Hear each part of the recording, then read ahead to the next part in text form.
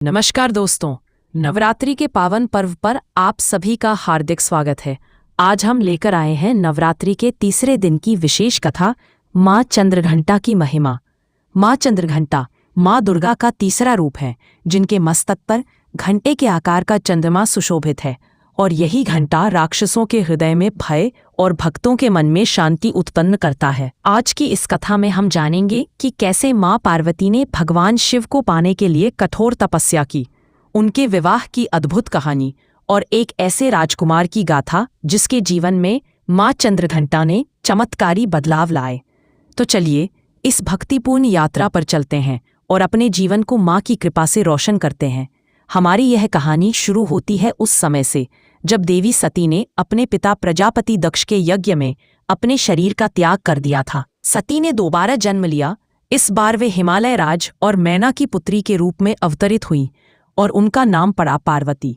बचपन से ही पार्वती के मन में भगवान शिव के प्रति अगाध प्रेम था। उनकी एकमात्र इच्छा थी कि वे भगवान शिव को ही अपने पति के रूप में प्राप्त करें।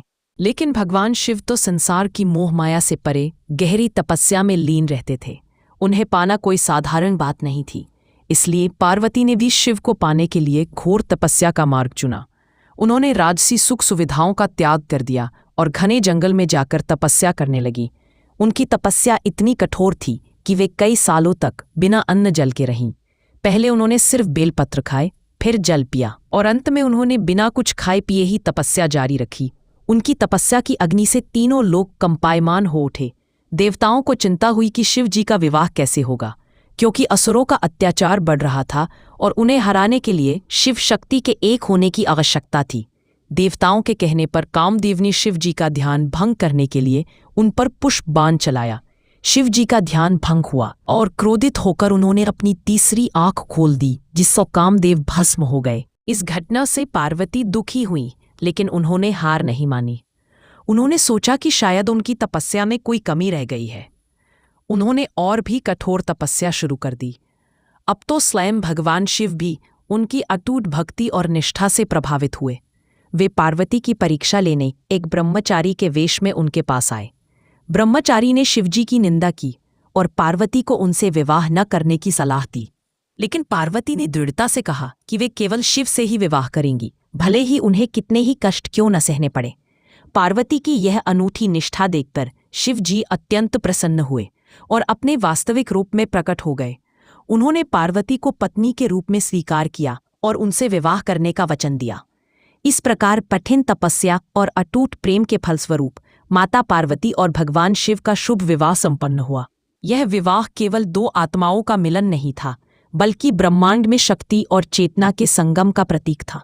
शिव और पार्वती के विवाह के बाद एक समय ऐसा आया जब असुरों का आतंक चरम पर था। नामक एक शक्तिशाली राक्षस ने स्वर्गलोक पर कब्जा कर लिया था और देवताओं को बहुत परेशान कर रहा था। देवता त्राही त्राही कर रहे थे और कोई भी उसे हरा नहीं पा रहा था। तब सभी देवताओं ने मिलकर माँ दुर्गा का आह्वान किया। देवताओं की पुकार सुनकर माँ दुर्गा ने अपने तीसरे स्वरूप माँ चंद्रघंटा का रूप धारण किया। उनके मस्तक पर अर्धचंद्र घंटे के आकार में सुशोभित था और उनके शरीर का रंग सोने के समान चमकीला था। उनके 10 हाथ थे, जिनमें अस्त्र शस्त्र सुशोभित थे। उनके घंटे से निकलने वाली ध्वनि इतनी भयानक थी कि उसे सुनकर राक्षसों के प्राण सूखने लगते थे।